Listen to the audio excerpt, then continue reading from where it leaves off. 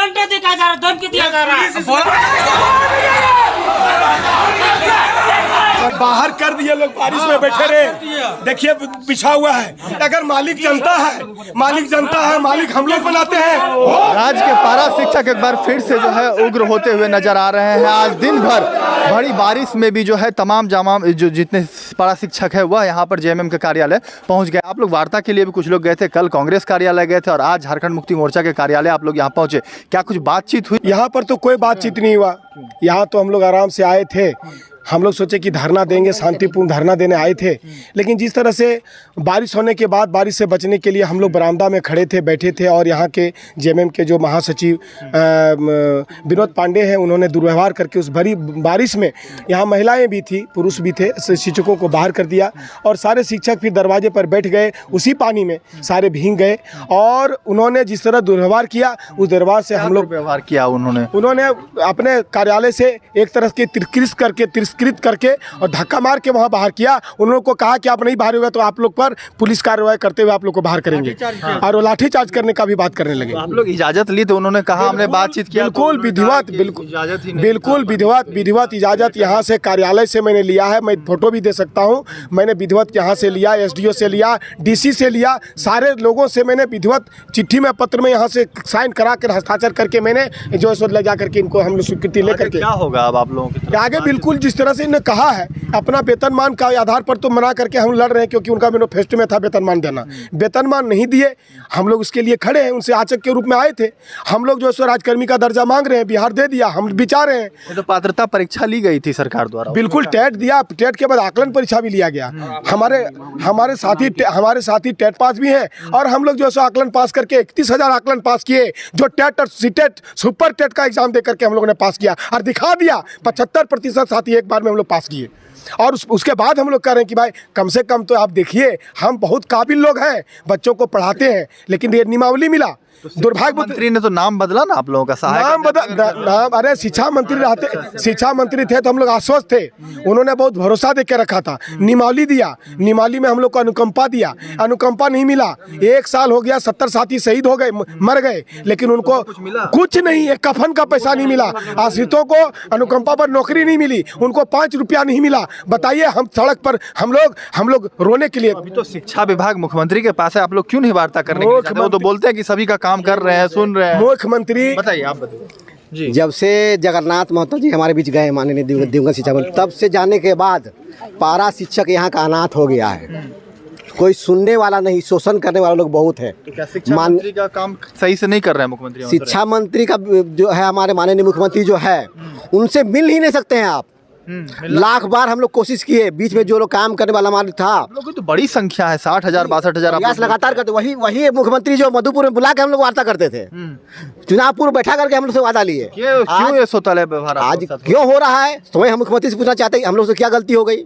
आज 6 महीना से हम आज का कार्यालय आए, आपका आधा से सिपाही आज माटी के लोग के साथ ऐसा व्यवहार किया, इसका तो खामियाजा विनोद पांडे को भुगतना पड़ेगा। क्या व्यवहार किया उन्होंने? जिस तरह साथियों को दुर्व्यवहार कर बाहर निकाला। वार्ता नहीं किया। वार्ता तो अलग चीज है, वार्ता करना उसके बोला कहा कि हमें ज्ञापन मांग रहे थे तो दिया ही नहीं। यहाँ नारेबाजी करने लगे, आंदोलन करने लगे आप लोग अंदर जाके। हम लोग किसी तरह का नारेबाजी हम लोग अंदर नहीं किए।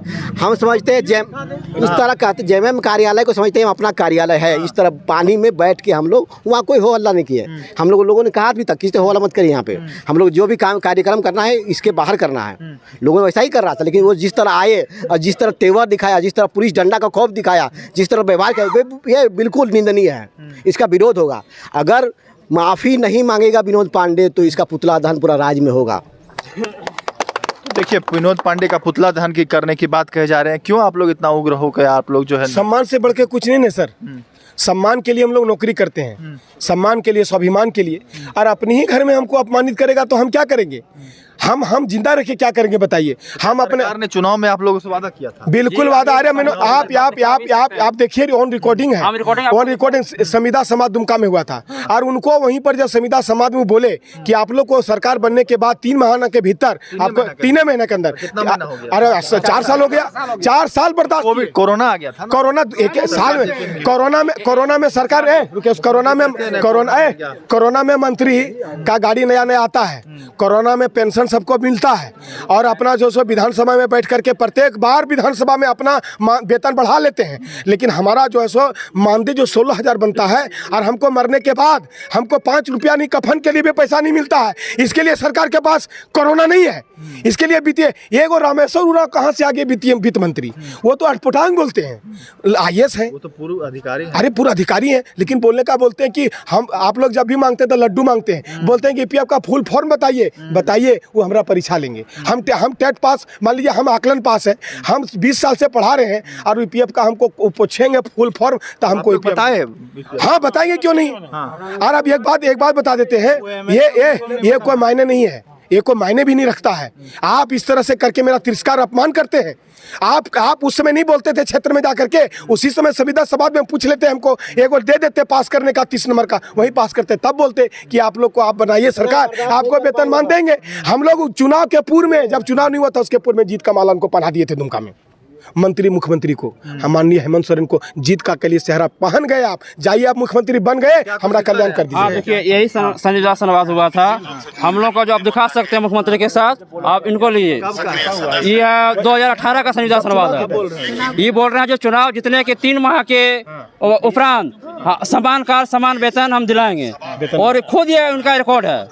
लेकिन 3 महीना बीतने में 4 साल भी बीत चुका है, हम लोग के साथ कुछ नहीं कर रहे हैं। कुछ महिलाएं भी क्या मैडम, आप लोगों को भी वादा कहाँ से बारिश, हाँ, आप लोग इतना खराब मौसम में आए हैं धरना देने?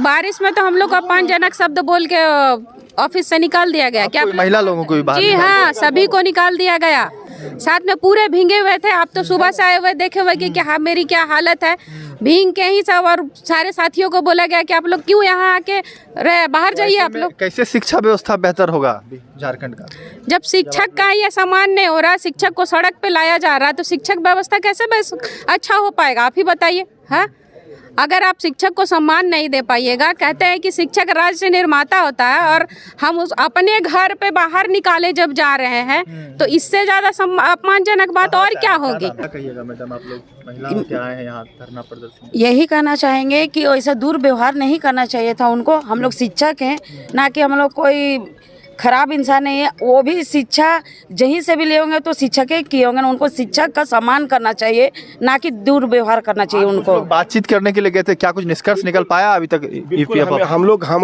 मैं और प्रदेश अध्यक्ष गए थे, वहाँ हमारे महासचिव भी मौजूद हैं, वार्ता चल रही है और हम लोग वार्ता में छोड़ करके ही आए, क्योंकि यहाँ पर जिस तरह की स्थिति थी, जिस तरह इन लोग हो पाया वार्ता अभी तक हो रही है। अभी हम लोग वहाँ जा रहे हैं, वहाँ SPD मैडम है, SPD मैडम के साथ EPF और कल्याण कोष का जो मामला है, किरण पासी जो है, उनसे जो है सो बात हो रही है। अभी वहाँ पर कितने चरण तक बातचीत हो पाया है अभी तक? कहाँ हुआ था? 1:30 बजे हम लोग का इंटरवल हुआ था। इससे पहले भी कितने लोगों से, अधिकारियों से बातचीत आप लोगों की हुई? लगातार लगभग मुख्यमंत्री खुद जो है सो बैठ करके कल्याण कोष की बात किए थे, फाइनल किए थे। लेकिन 3 साल में 10 करोड़ रुपया पूर्ववर्ती सरकार दिया है कल्याण कोष में, और उसका सूद 2 करोड़ हो गया।